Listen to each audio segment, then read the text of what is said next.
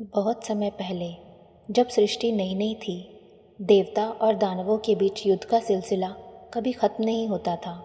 हर युग में कोई ना कोई असुर अपनी तपस्या से वरदान प्राप्त कर लेता और फिर देवताओं को पीड़ा देने लगता। ऐसा ही एक असुर था तारकासुर। तारकासुर दैत्यराज तारक का पुत्र था। बचपन से ही उसमें अपार बल और बुद्धि थी, पर साथ ही घमंड भी बढ़ता गया। उसने यह निश्चय किया कि वह इतना शक्तिशाली बनेगा कि स्वयं देवता भी उसके आगे झुके। वह हिमालय की एक गुफा में चला गया और वर्षों तक कठोर तपस्या की। उसने अग्नि, जल, वायु और भूख प्यास को त्याग दिया। केवल एक मंत्र उसके अधरों पर था, ओम नमः शिवाय। उसकी तपस्या से समस्त लोग कांप उठे।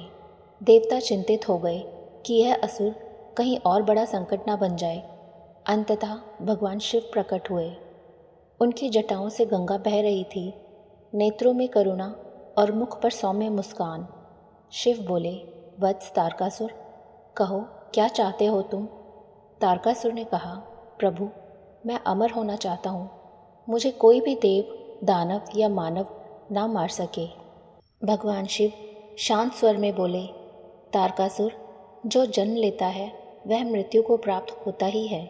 यह सृष्टि का नियम है, परंतु तुम ऐसा वर मांगो जिससे तुम्हें गर्व ना हो और धर्म की रक्षा बनी रहे।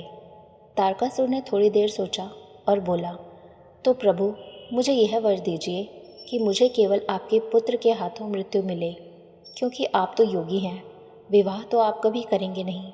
शिव मुस्कुराए। तथास्तु। वरदान पूरा हुआ और शिव अंतर्ध्यान हो गए। अब तारकासुर के भीतर अभिमान का ज्वार उठने लगा। उसे लगा, शिव तो तपस्वी हैं, वे विवाह नहीं करेंगे। इसका अर्थ है मैं अमर हो गया हूँ। वह देवताओं पर अत्याचार करने लगा, स्वर्ग पर आक्रमण किया। इंद्रदेव पराजित हुए। वरुण, अग्नि, वायु सब डरकर छिप गए। तारकासुर का आतंक तीनों लोकों में फैल गया। देवता ब्रह्मा जी के पास पहुँचे और बोले, प्रभु, अब तो धर्म नष्ट हो जाएगा। कोई ऐसा उपाय बताइए जिससे तारकासुर का अंत हो। ब्रह्मा जी ने कहा, उसका अंत केवल शिवपुत्र ही कर सकता है। अब एकमात्र उपाय यह है कि शिव का विवाह हो और उनका पुत्र जन्म ले। यह सुनकर सब देवता पार्वती माता की ओर देखने लगे, जो तब कैलाश के निकट तप कर रही थीं। वे हिमवान की पुत्री थीं और पहले जन्म में सती के रूप में शिव से प्राण अर्पित कर चुकी थीं।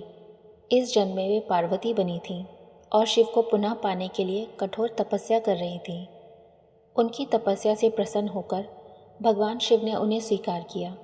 उनका दिव्य विवाह हुआ। सृष्टि गूंज उठी हर हर महादेव के स्वर से। कुछ समय बाद माता पार्वती और भगवान शिव के पुत्र का जन्म हुआ। वह थे कार्तिकेय, स्कंद, मुरुगन, तेजस्वी, दिव्य और अपराजेय। जब तारकासुर ने सुना कि शिव के पुत्र का जन्म हुआ है, वह हंस पड़ा। एक बालक मेरा क्या बिगाड़ सकता है।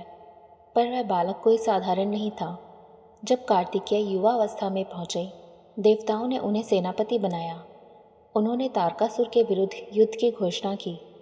आकाश में डमरू की गूंज थी, देवदूतों की घोषणाएं, और कार्तिकेय अपने मयूर वाहन पर आरूढ़ हुए।